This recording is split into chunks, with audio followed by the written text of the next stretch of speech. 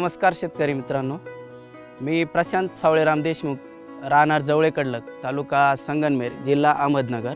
मी साधारण 10 वर्षापासून शेती व्यवसाय निवडला। माझं क्षेत्र पूर्ण क्षेत्र मिळून 1 हेक्टर क्षेत्र आहे माझ्याकडे। शेतीमध्ये काकडी आणि शिमला मिरची हे 2 पिके निवडली। इंग्लिश कुकुंबर लावल्यानंतर सुरुवातीला खूप चांगले ॲव्हरेज मिळाले। ते करत असताना सुरुवातीला 2-3 वर्ष 100% म्हणजे ॲव्हरेज चांगलं भरपूर ॲव्हरेज मिळालं, पण नंतर प्रॉब्लेम यायला लागले। ॲव्हरेज भेटत नव्हतं, झाडं पिवळी पडत होती, स्कॉर्चिंग येत होते, फळं वाकडी तिकडी यायची आणि हे सगळं होत असताना आता काय करावं, ॲव्हरेज तर काय भेटत नाही।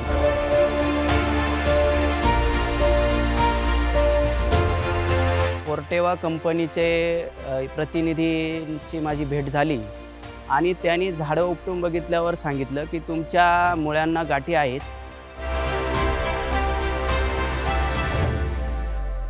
आणि त्यांनी मला सांगितले की आपल्याकडे सेलिब्रो नावाचे एक औषध आहे, त्याने फक्त मित्र किडींना काही न होता बाकीच्या तुमच्या निमॅटोडच्या गाठी नष्ट होतील आणि रिझल्ट भेटेल। तर ठीक आहे म्हटलं, आता इतके वेळा बघितलंय तर एकदा परत प्रयोग करून बघायला हरकत नाही।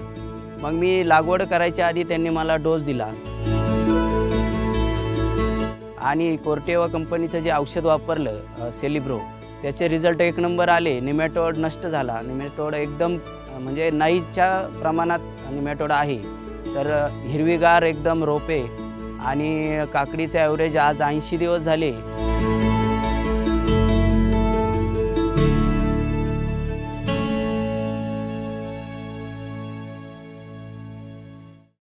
हे औषध वापरल्यानंतर आपल्या शेतात निमॅटोड येणार नाही याची मला खात्री पटली आणि त्यामुळे मी आता यापुढे पूर्णपणे माझ्या पूर्ण शेतामध्ये निमॅटोडसाठी आपले सेलिब्रो जे औषध आहे हे वापरेल आणि इतर शेतकऱ्यांनीही हे औषध वापरायला हरकत नाही म्हणण्यापेक्षा वापरायलाच पाहिजे आणि प्रोटेक्टेड शेतीमध्ये यायला पाहिजे।